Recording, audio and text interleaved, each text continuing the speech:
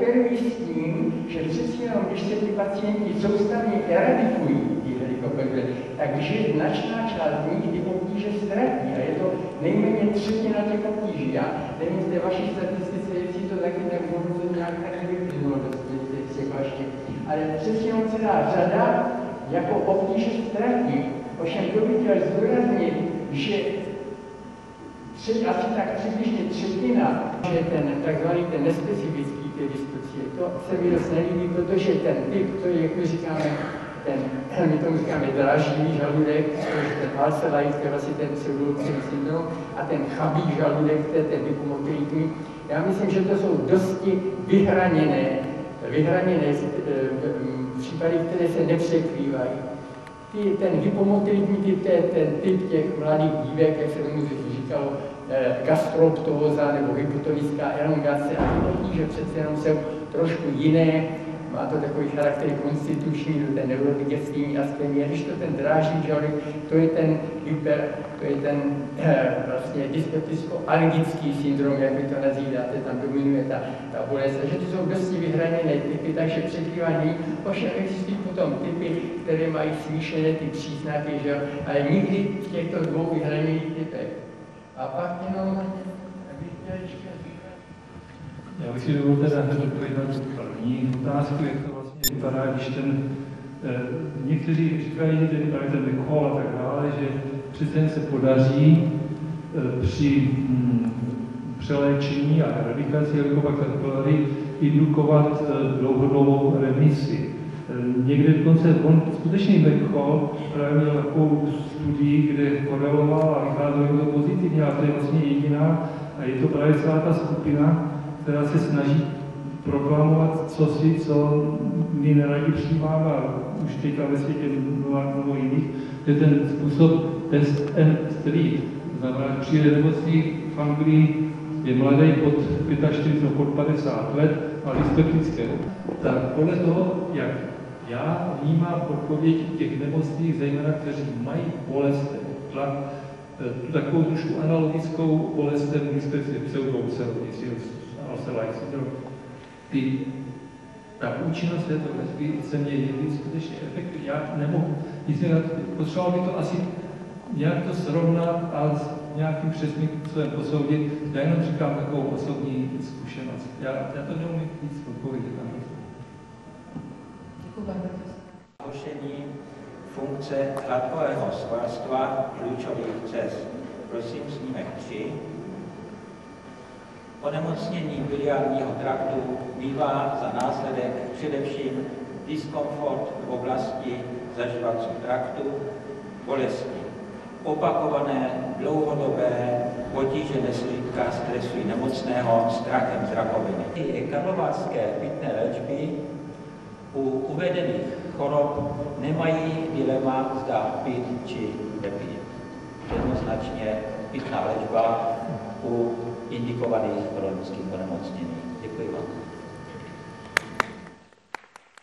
Ordinaci gastroenterologa, ambulantního gastroenterologa a lázeňství, ale protože se řadě problémů věnoval jiný předřečníci, když jsem dostal program, tak jsem to trochu přepracoval do obecnější roviny, takže jen několik stručných poznámek.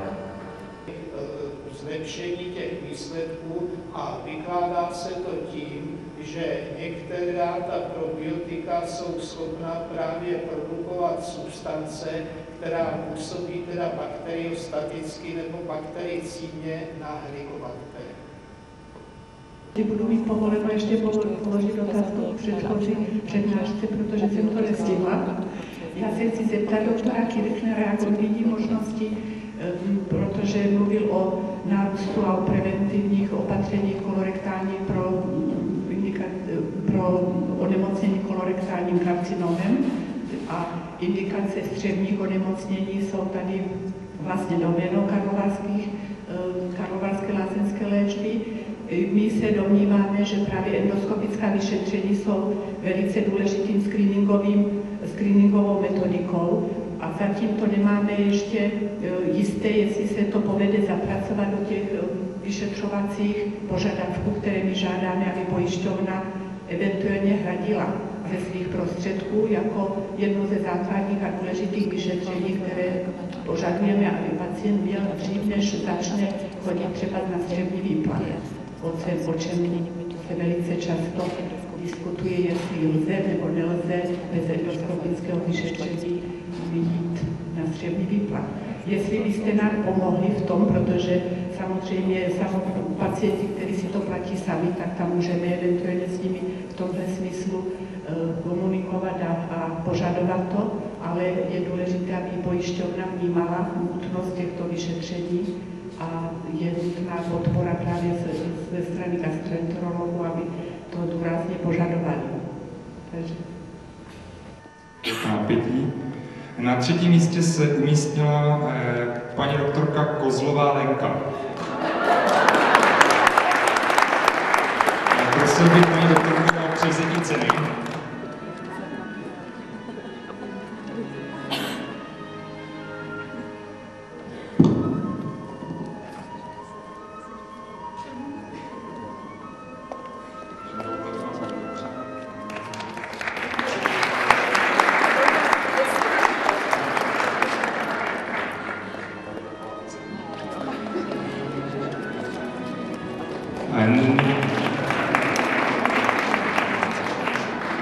Nyní bychom přistoupili k losování druhého místa.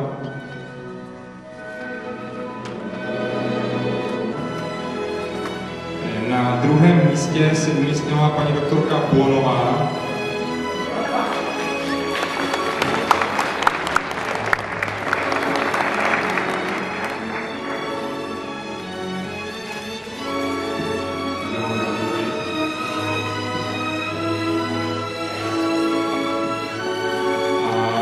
Bychom přistoupili k první ceně.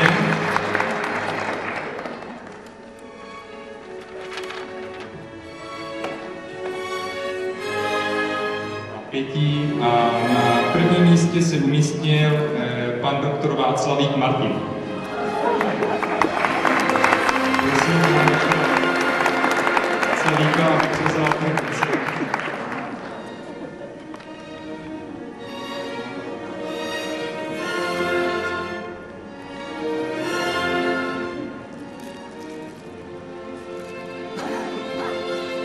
Překvapení a účastníci si mohou podívat, co pan doktor Václavík dostal jako první cenu. Děkujeme vám za vaši pozornost, přejeme všem účastníkům hodně zdraví, štěstí v novém roce a budeme se těšit na další spolupráci. Děkuji.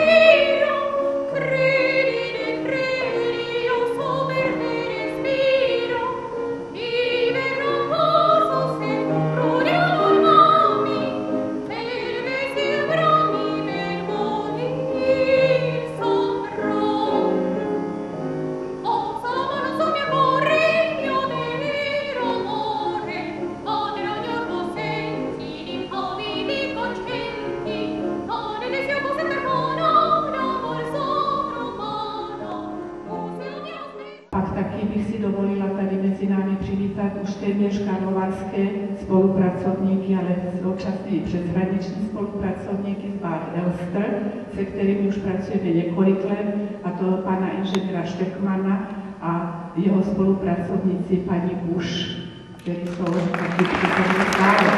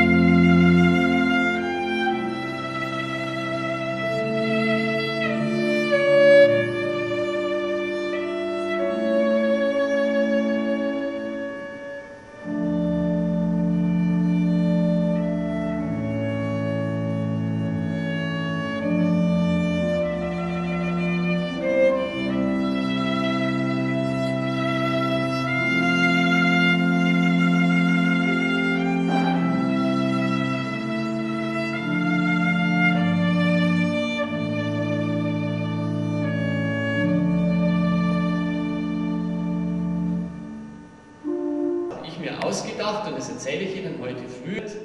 Und im 21. Jahrhundert wird eine der größten Herausforderungen sein, nicht mehr die Infektionen zu besiegen, das haben wir vor 50 Jahren geschafft, sondern diese Herausforderung wird sein, Wege zu finden, wie Krankheit und Behinderung vorgebeugt werden können. Und das kann man natürlich nicht für das ganze Leben, aber man kann versuchen, dass diese Krankheiten möglichst spät kommen, dass sie also hinausgezögert werden und dass Gesundheit, vor allen Dingen auch Unabhängigkeit, also zu Hause leben, nicht in irgendeiner Einrichtung, und Mobilität einer älter werdenden Gesellschaft erhalten werden können. Und dazu hat sich die WHO schon vor 20 Jahren Gedanken gemacht. Sie kennen alle diese Klassifikation, die Sie in Ihrer täglichen Praxis sicher auch verwenden, der ICD, International Classification of Diseases. Da sagt man 413, glaube ich, ist der Schlaganfall und 413.1 ist der Schlaganfall, der durch die Ischämie einer Zerebralarterie verursacht wird. So kann man das alles schön klassifizieren, nur der Patient würde es ja völlig anders sehen. Der Patient kommt ja nicht und sagt, ich habe hier in der linken Arterie eine Verstopfung, sondern er sagt, ich spüre etwas oder ich spüre nichts mehr. Ich habe eine Lähmung der linken Seite. Und die WHO hat schon vor 20 Jahren eine zweite Klassifikation formuliert, den sogenannten ICIDH, auf Englisch, in der nicht die Ursache der Erkrankung eingeteilt wird in Kategorien, sondern die Folgen der Erkrankung. Und dieser ICIDH ist jetzt mit großem Aufwand vor einigen Monaten verabschiedet worden von der WHO und ist jetzt als ICF, so heißt er jetzt, International Classification of Functioning, Disability and Health. Es wird nicht genannt, was die Rehabilitation im Einzelnen ist. Man lässt den Leuten, die diese Rehabilitation machen, freie Bahn. Sie dürfen versuchen, was sie wollen. Sie müssen nur zeigen, dass am Ende für den Patienten etwas herauskommt. Und das ist das Typische bei vielen von diesen neuen Studien, die in den letzten Jahren gemacht werden. Již minulý rok jsem měl možnost zde krátce referovat o komunikaci a při té příležitosti jsem také mohl si vyslechnout referát našich kolegů z Bad Elster, který mě jaksi zaujal, protože se velmi blízce dotýká tématiky, kterou se i já profesionálně zabývám. A to byl jeden z hlavních momentů, který vedl k tomu, že jsem řekl paní doktorko Surinové, to je výtečný téma, k tomu můžu i já něco přispět. A takto vznikl tento referát. Ja, ich habe gezeigt, dass die Wissenschaft beginnt anders zu denken.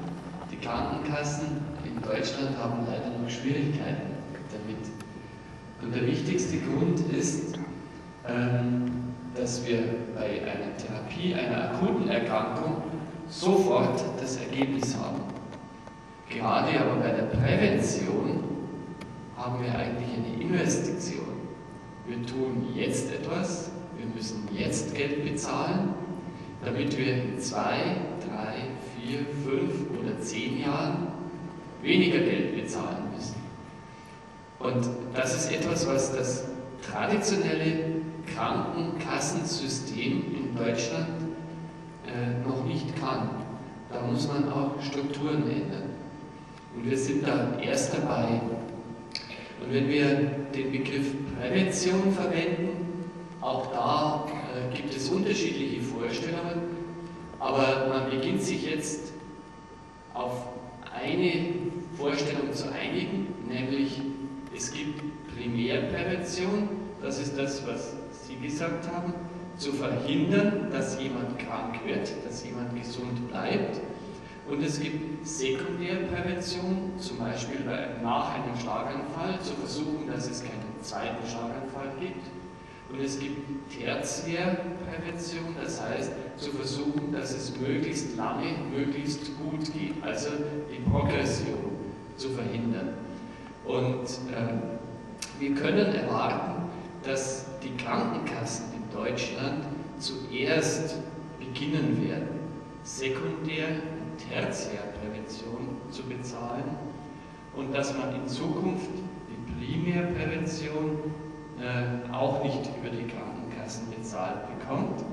Es gibt aber, und wir sind dann auch in Bad Elster dabei, neue Modelle zu entwickeln, es gibt andere Interessenten, für die die Primärprävention viel interessanter sein kann wie für die Krankenkasse.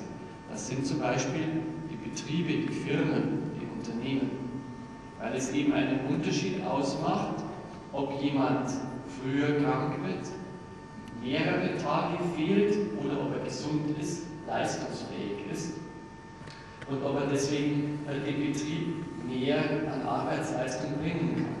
Und hier gibt es in Deutschland schon einige erste sehr interessante neue Entwicklungen, nicht in Sachsen, auch nicht in Bayern, aber in Baden-Württemberg, also im Südwesten.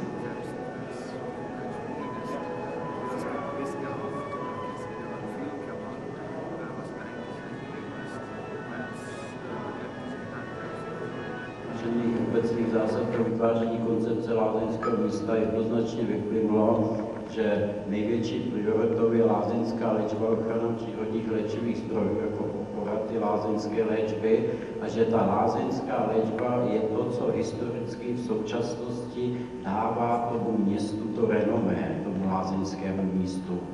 Nechci to teďka jít do podrobného rozboru, ale prostě to je nezvratitelné, že lázeňské místo svou architekturou, svými událostmi, jak se teď říkají events, to všechno jsou jenom důsledky toho základního léčebného procesu.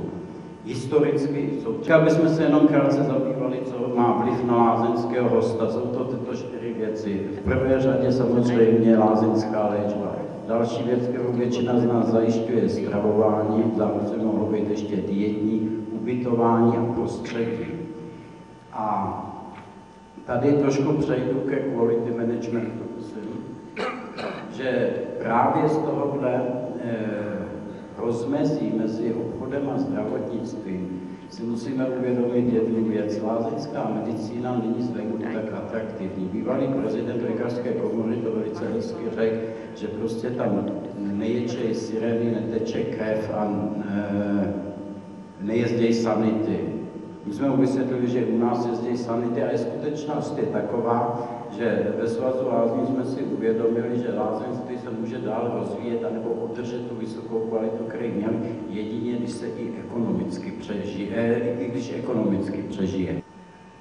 2 problémy se dají zabít, tak říkajíc, jednou ranou, a to je, že samozřejmě s trhnutím trhu do Čech nastaly určité tlaky na hospodárnost.